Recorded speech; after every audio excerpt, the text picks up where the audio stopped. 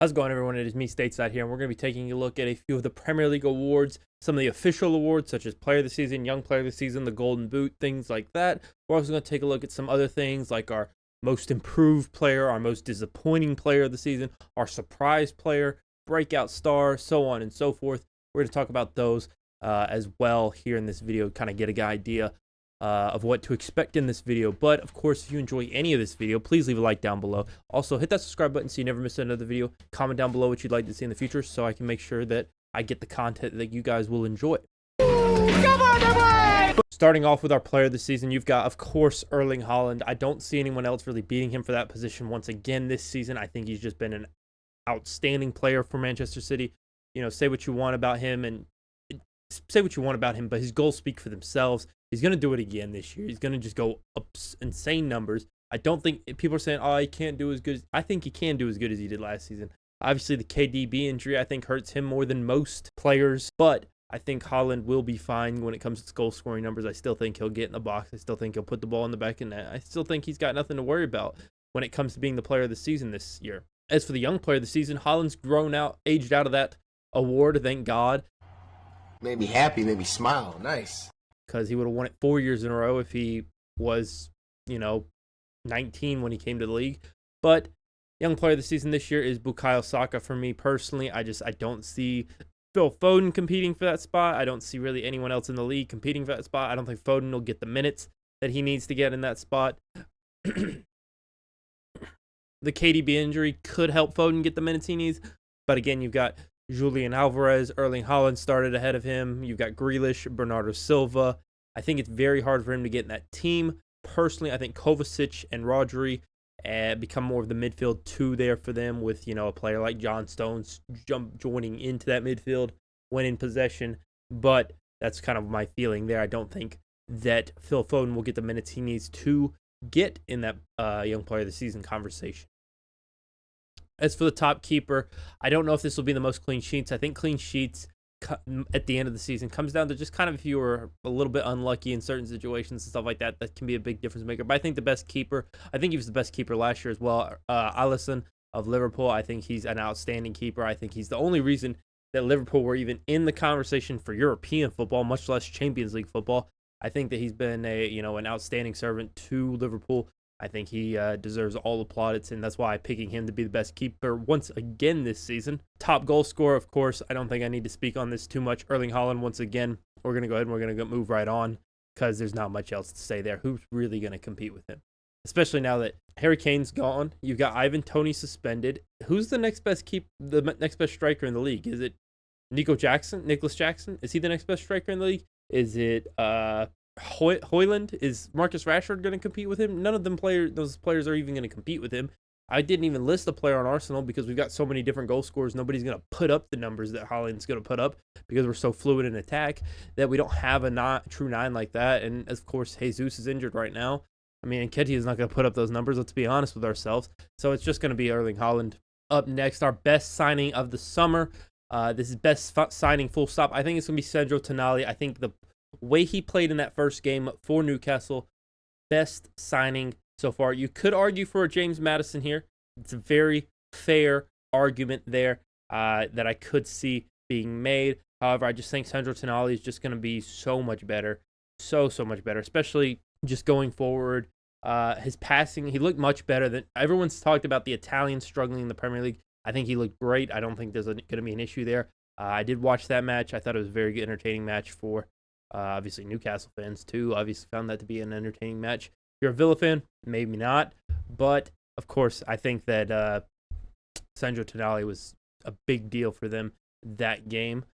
As for the best value signing, this is a player who obviously was in the on the other side of that game. It's Pau Torres. I think, especially now that Tyrone Mings is out, he's being thrown into the lineup a little sooner than maybe Unai Emery wanted to throw him in. But Pau Torres, I think, is the best value signing this season thus far. You can make a case for a few other players. I think that if Leicester hadn't been relegated and Tottenham still paid the same fee, then I would be James Maddison all the way. But the fact that Leicester were relegated and they kind of had to sell him and they still got that good, decent fee for him, I think that it's a little unfair to give best value signing in that case because you probably could have gotten him for cheaper, let's be honest. Flop of the season. This is going to be funny because my flop of the season is different from my most improved, obviously, but some people's most improved will be Mason Mount, and the flop of the season will be my flop of the season. So my flop of the season is going to be Mason Mount. I just don't think he's going to do very well in United playing in that 8 role. You've got, obviously, an attack of Anthony, Rashford, Bruno, Højlund. In front of him, you've got Garnacho in front of him as an attacking option. He's going to play more of that Eriksen role. I don't really know if he can play it that well. I haven't seen it from him yet. I just don't know if he's going to be able to do that. Only time will tell, of course, on that position. The player I'm going to talk about next for my most improved player played further up the field for Chelsea, but is playing that same role in the 8 kind of position, kind of going forward, playing more an attacking 8 position, is going to be Kai Havertz. I think that mostly because of the Arsenal system and the way Arsenal's set up. I think the Arsenal system fits getting Kai Havertz involved better than it does the Man United system fits getting Mason Mount involved better. I think that Havertz will fit into the system a little bit easier, a little bit more like a glove, and I think that's why he's going to improve this season as an 8 rather than a 9 or 10. I think even at times he will play further up the field than Odegaard. I think in certain attacks we'll see that happening. As for the manager of the season, another award that actually does get given, I think it belongs to Roberto De Zerbi.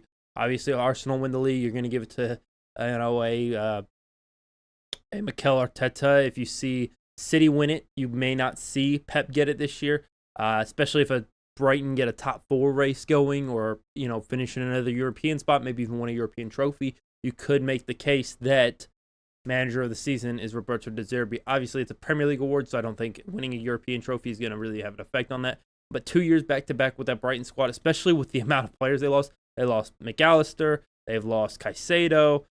Who knows who else they've lost. I think that Roberto De Zerbi is a top manager. I'd be surprised if he's still at Brighton by the end of the season, because I could see teams trying to come in and buy him out of Brighton. Up next, in our most disappointing player, I'm going to go with maybe a shock one based on the fact that he scored in the opening game for Brighton. But I'm going to go with Evan Ferguson. I don't think he's going to have that great of a season. He didn't start. João Pedro was brought in. João Pedro immediately starts for Brighton.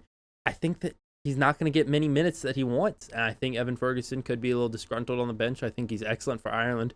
I think maybe he just doesn't fit De Zerbi's system well. Maybe he needs to see himself out on loan this season to kind of get a feel for him as a player and be able to kind of get the scouting he needs, the scouts to be able to view him like he needs to grow as a player and make a move in the future.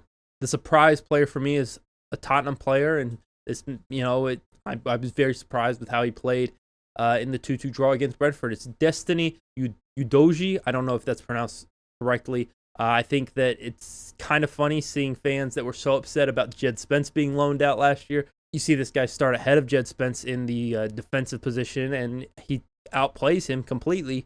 I think that'll be a very interesting thing to see going forward, that kind of fullback positions for Tottenham under Ange Postecoglou, obviously. As for our breakout star, a player I got to see score in person, actually. In fact, he scored a brace when I was watching. Simon Adingra. I watched him in Atlanta, and I thought he was absolutely otherworldly. I think he's going to be an absolute star in this Brighton squad.